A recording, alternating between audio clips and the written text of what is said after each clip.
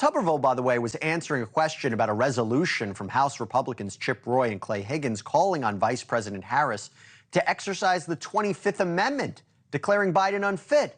So they'd make Harris not only the president, she'd obviously become the nominee for the party in November. The RCP average, by the way, for today shows that Trump is ahead of Biden 47.5 to 44.1. That's about 3.5 ahead. But against Harris, Trump has less of an advantage, up 46 to 44, a 2-point difference. And 538 reports that Harris performs better than Biden against Trump in 3 critical swing states, Georgia, Nevada, and Michigan. So even if it's not Harris, replacements like Gretchen Whitmer, Newsom, Bashir, they're younger, they're popular in their party, they might energize the base. So maybe be careful what you wish for. Well, to talk about it, joined right now by Michigan Republican Congressman Tim Walberg. He serves on the House Committee on Energy and Commerce. Congressman, thanks so much for coming on. So you signed this letter that Congressman Ronny Jackson of Texas wrote, calling on the president to submit to a cognitive exam that you don't think a better strategy for. But like my question is, don't you think it wouldn't be a better strategy to just watch the Democrats implode? I mean, why get involved in it? Why make these proclamations?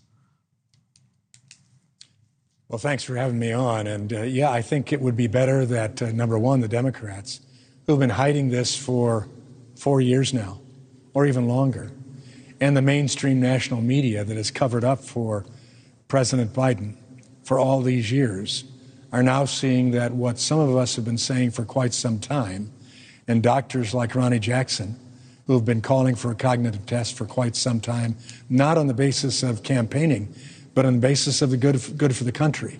Well, we've come far enough now that a cognitive test may not be the most important thing to do.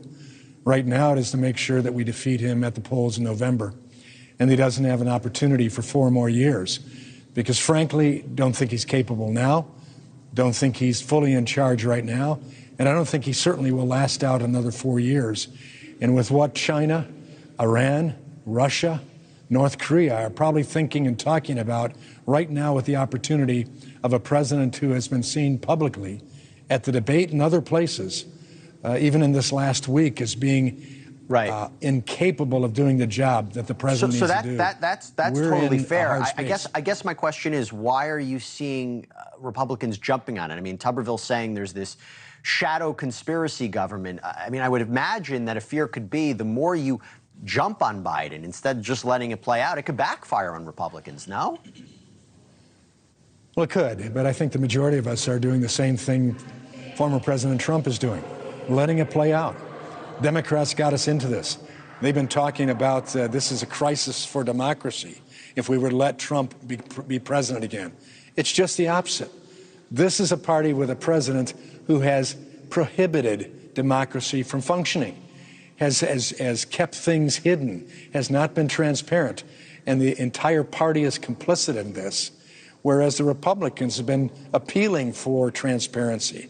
I mean, we just think about what was done with COVID, shutting down the country, telling people that they had to wear masks. Think about what they've been doing with EVs and promoting all of that. That's what we're concerned with. I guess the question is, Congressman, do you want Biden replaced at this juncture? Do you want a Kamala Harris or a Newsom or a Whitmer to take his place? Because, I mean, the idea of replacing him with the 25th Amendment, is that something you and the Republicans want right now? That's not what No, that's not what I'm or most others are calling for.